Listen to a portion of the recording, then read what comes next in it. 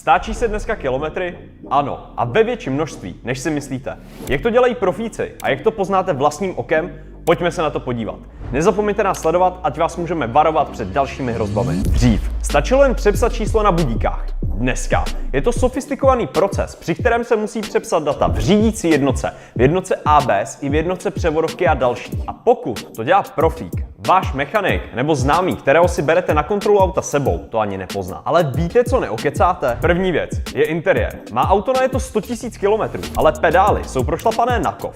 Bočnice sedačky je roztržená a tlačítka na volantu ošoupané. Tohle není opotřebení městem. To je prostě stočenka. Pokud auto vypadá, že má najeto 300 000, většinou to tak opravdu je. Schválně nám napište do komentářů, jestli se vám tohle už někdy stalo. Druhým bodem, který je důležité zkontrolovat, a přitom by vás ani nenapadl, že je vůbec možný. Lidé jsou pohodlní, stočí tachometr, ale nechají v motorovém prostoru štítek, na kterém stojí napsáno další výměna oleje při 280 000 kilometrech.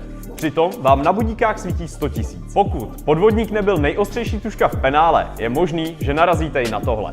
Nejlepší způsob, jak se tomuhle vyhnout, je si projet CB, Car Vertical nebo podobné portály. U nás se vám tohle nestane. Všechna auta kontrolujeme za vás a pomůžeme vám i s prodejem. Vy s autem můžete dál celou dobu jezdit. Jsme váš volant. Specialisté na prodej vozů.